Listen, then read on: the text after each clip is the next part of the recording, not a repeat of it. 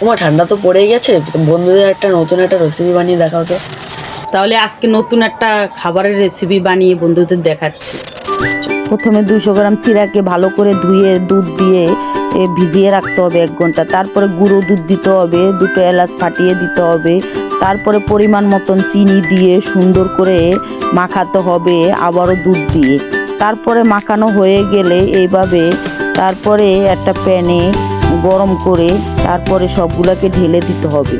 তারপরে থালাটাকে একটু তেল দিয়ে সুন্দর করে মাখিয়ে ওই মিশ্রণটা এভাবে নেড়ে চেড়ে থালাতে ঢেলে সুন্দর করে হাতের সাহায্যে এভাবে ডিজাইন করে তারপরে বাদাম ছড়িয়ে দিতে হবে।